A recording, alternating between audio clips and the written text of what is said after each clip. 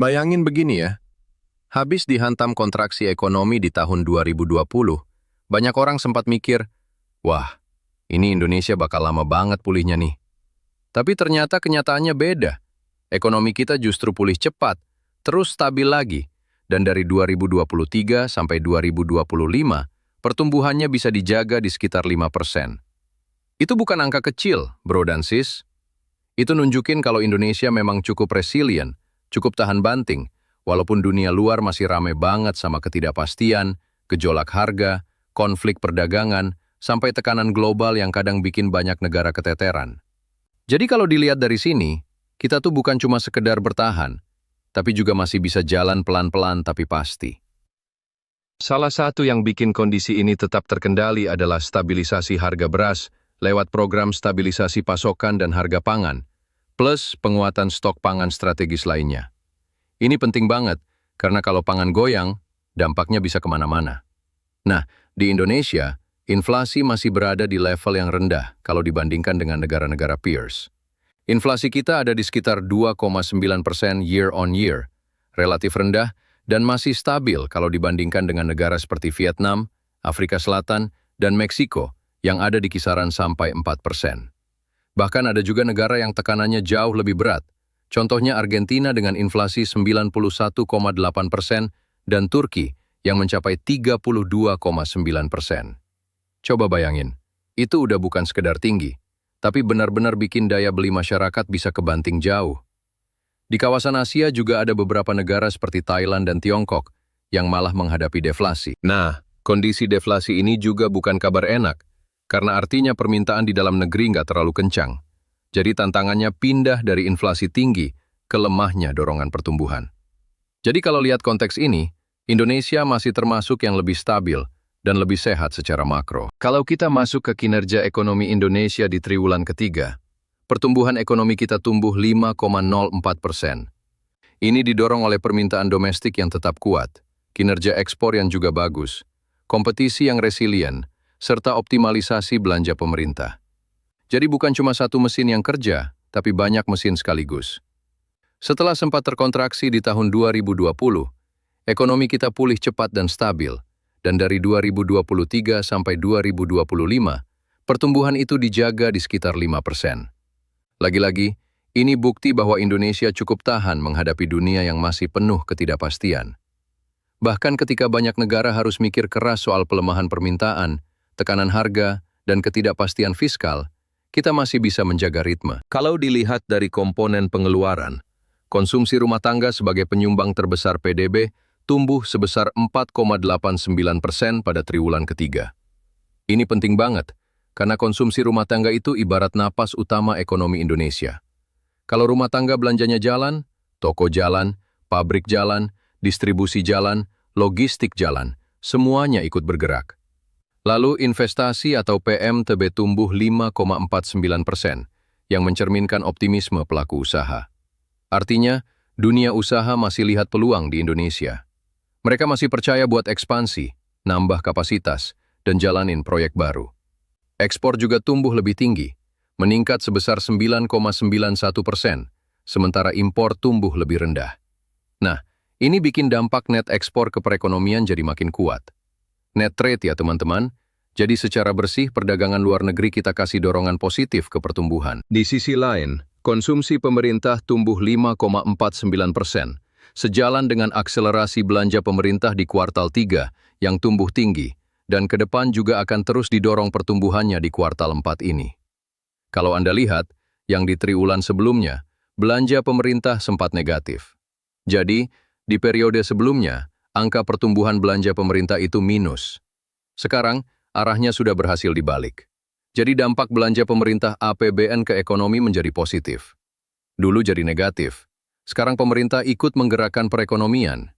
Triwulan ketiga seperti ini, triwulan keempat pun akan seperti itu. Kalau Anda perhatikan, yang di kolom tengah nomor 3 dari atas itu, sebelumnya minus 1,33, negatif. Sekarang sudah 5,49. Jadi jelas, pemerintah sudah mendorong perekonomian, bukan malah nahan. Kalau kita lihat dari sisi produksi, sebagian besar sektor juga tumbuh positif. Artinya apa? Artinya, pemulihan itu bukan cuma terasa di permukaan, tapi memang merata sampai ke sektor-sektor real.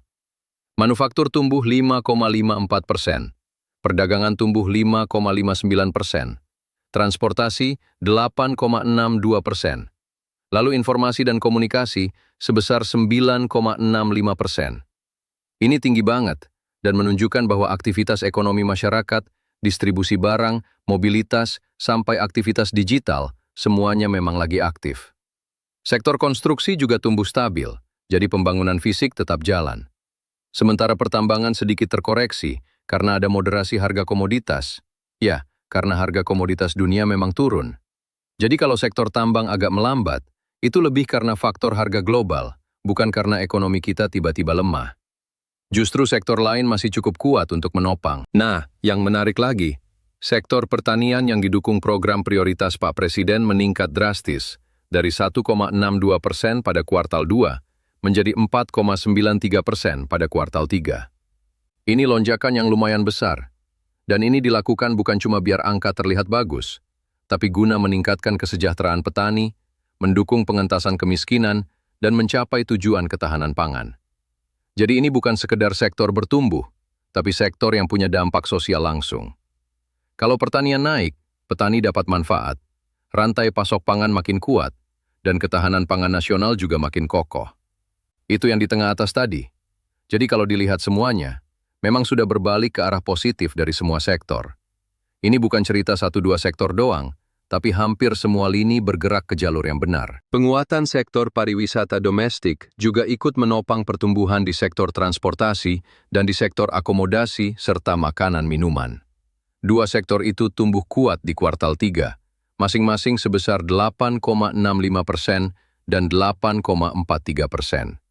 Ini nyambung banget, karena kalau orang jalan-jalan di dalam negeri, pasti butuh transportasi, butuh hotel, butuh makan, butuh minum, butuh layanan lain.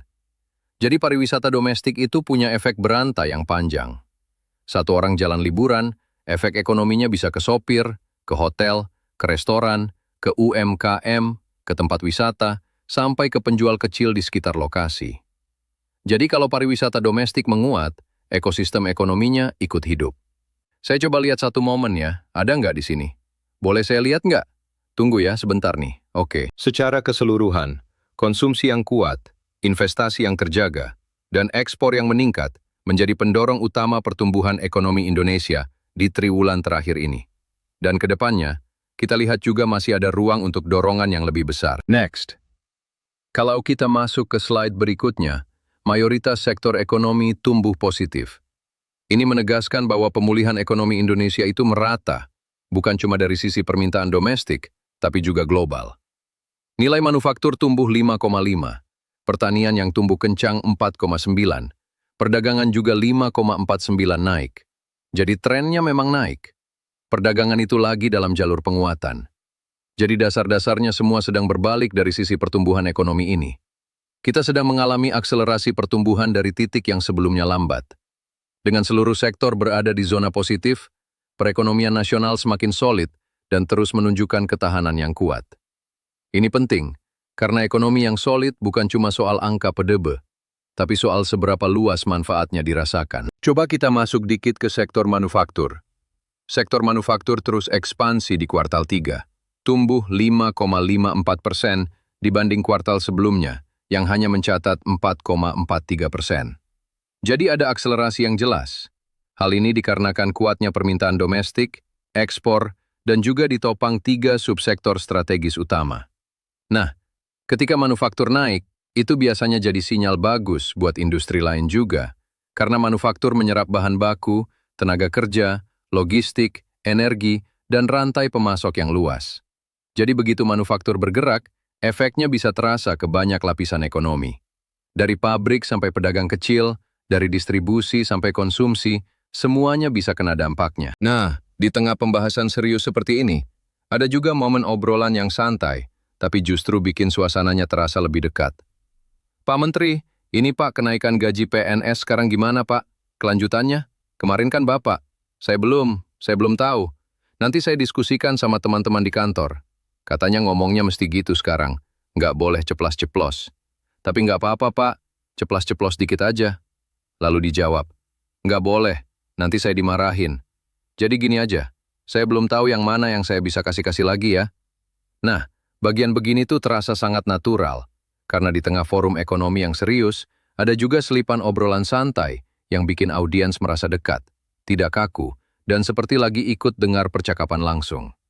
Itu juga yang bikin narasi seperti ini enak disimak, bukan seperti bacaan formal yang kering. Terus ada juga pertanyaan yang lebih berat. Pak, soal utang pemerintah ya Pak. Sejauh ini kan sudah 9.000 triliun lebih ya Pak. Kalau strategi dari Bapak sendiri gimana Pak? Lalu dijelaskan bahwa strategi yang pertama adalah anggarannya dibelanjakan tepat sasaran, tepat waktu, dan nggak ada kebocoran. Jadi fokusnya bukan sekedar punya anggaran, tapi memastikan anggaran itu benar-benar sampai ke tujuan. Lalu mengoptimalkan dampak anggaran ke perekonomian. Harapannya, kalau anggaran dipakai dengan benar, pertumbuhan ekonomi akan lebih cepat, pajaknya juga akan lebih besar, income-nya naik, sehingga defisit bisa ditekan dari situ. Jadi logikanya sederhana tapi penting. Ekonomi tumbuh dulu, penerimaan negara ikut naik, lalu ruang fiskal membaik. Ke depan, beliau juga bilang belum tahu pasti, tapi kalau ekonominya bisa tumbuh lebih cepat lagi, dan kalau perbaikan di sektor penerimaan bea cukai, pajak, corporate, dan lain-lain terus berjalan, maka perbaikan tax to GDP ratio bisa diharapkan. Kalau real sektor berjalan dengan bagus seperti yang didesain, meski nggak langsung sekarang, tapi pelan-pelan ke depan atau beberapa bulan ke depan, maka tax ratio harusnya bisa naik hampir 0,5–1%. Itu artinya tambahan minimal sekitar 100 triliun rupiah dari sisi pajak. Dan ini angka yang besar banget. Jadi harapannya, real sektor memang bisa tumbuh dengan effort. Makanya beliau kesana-kesini memastikan hambatan-hambatan di sektor real bisa berkurang secara signifikan. Jadi kalau ada yang bilang, wah kok sibuk kesana-kemari? Jawabannya bukan karena nggak ada kerjaan, tapi karena memang lagi bertaruh untuk kuartal ini supaya laju pertumbuhan ekonomi minimal lebih cepat dibanding kuartal-kuartal sebelumnya. Targetnya di atas 5,5%. Kalau bisa, ya syukur. Artinya, dorongan buat tumbuh lebih cepat itu memang sedang dikejar serius. Lalu suasana yang tadinya formal tiba-tiba mencair lagi dengan obrolan yang khas dan akrab. Pak, tadi kan nanti lu bayar cabai ijo duluan, cabai ijo duluan. Kemarin udah kan Pak? Dijawab, udah, tapi kan kamu belum traktir. Lalu dioda lagi, mau traktir? Jawabannya, boleh nanti kalau di atas 5,5 gua traktir semuanya. Terus ada kelanjutan. Ayam cabai ijo lagi Pak, murah ya? Dijawab lagi. Terserah mau yang mana. Terserah deh, kita makan rame-rame lah. Nah, bagian kayak gini tuh bikin narasi jadi hidup banget. Bukan cuma angka, bukan cuma grafik, tapi ada manusia, ada suasana, ada obrolan yang bikin semua pembahasan ekonomi terasa lebih membumi. Karena pada akhirnya, ekonomi itu memang bukan cuma soal tabel dan persentase, tapi soal keseharian orang-orang yang hidup di dalamnya. Soal makan, kerja, belanja, usaha, dan harapan. Kalau ditarik kesimpulan dari seluruh gambaran ini, Indonesia sedang berada di jalur pemulihan yang solid. Konsumsi rumah tangga tetap jadi penopang utama, investasi menunjukkan optimisme dunia usaha, ekspor naik, impor lebih rendah sehingga net ekspor menguat. Belanja pemerintah sudah berbalik dari negatif menjadi positif, dan hampir semua sektor produksi bergerak ke zona hijau.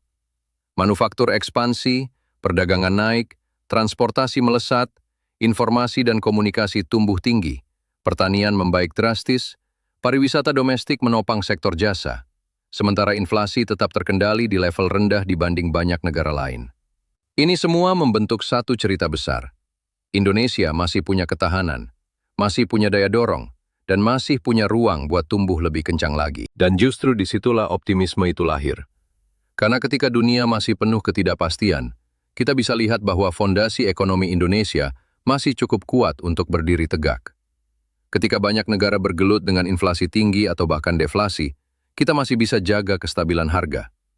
Ketika pertumbuhan global melambat, kita masih bisa jaga pertumbuhan di sekitar 5%. Ketika sektor-sektor lain ada yang melambat karena harga komoditas turun, sektor domestik kita masih bisa menutup celahnya. Ketika belanja pemerintah sebelumnya negatif, sekarang sudah positif dan ikut mendorong ekonomi. Dan ketika target kuartal berikutnya dipasang di atas 5,5%, Itu menunjukkan ada keyakinan bahwa dorongan kebijakan, disiplin fiskal, dan perbaikan di sektor real memang bisa menghasilkan pertumbuhan yang lebih kuat lagi. Jadi begitulah gambaran besarnya. Ekonomi Indonesia bukan cuma pulih, tapi sedang bergerak ke arah yang lebih solid, lebih merata, dan lebih tahan banting untuk ke depannya.